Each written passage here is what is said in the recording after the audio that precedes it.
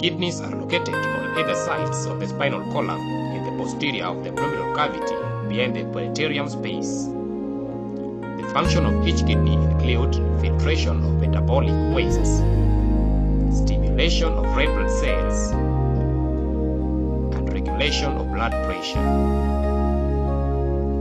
The medullary pyramid are outer cortex composed of the renal lobe, the structural unit of the kidney.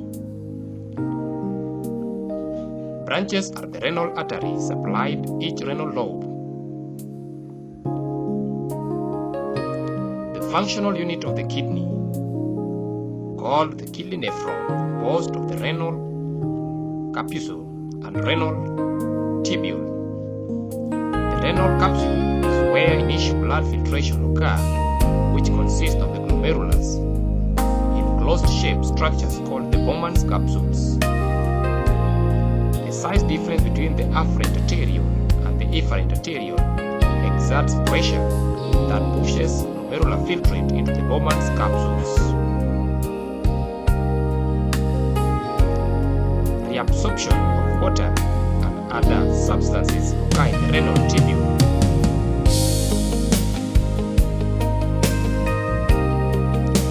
"99% of the glomerular filtrate is reabsorbed back as it passes through the renal tubule, including the proximal convoluted tubule, the loop of Henle, and the distal convoluted tubule.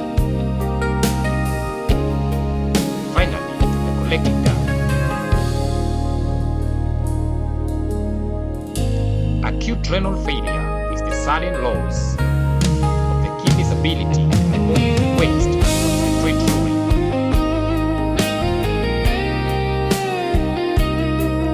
The prenatal acute renal failure causes include anything that compromises blood renal failure, blood flow to the kidney, such as the hypertension, reduced glomerular blood pressure and reduced blood volume at the glomerular results, filtrate moving to Bowman's capsules.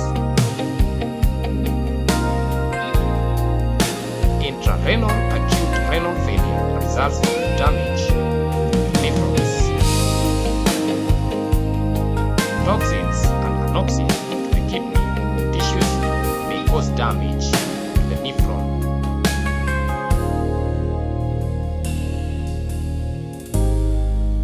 The post-renal acute renal failure is associated with obstruction such as kidney stones.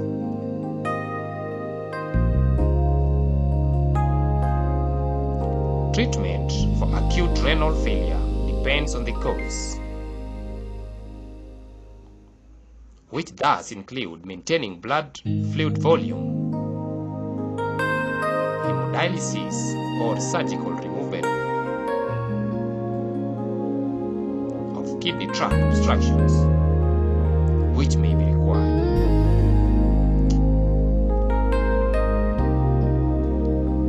Chronic renal failure is loss of kidney functions over a period of time. Nephron function is lost as a result of systematic diseases such as the hypotension, diabetes mellitus, or any other kidney-associated diseases such as the chronic glomerular nephritis. Treatment include fluid restrictions or diet control, electrolyte modifiers, ACE inhibitors for the hypertension, insulin therapy, or hemodialysis may reduce chronic renal failure. Renal failure requires dialysis and kidney transplantation. Thank you for watching, courtesy of Dr. Ediogan. If you find this video interesting, please like, share, drop a comment,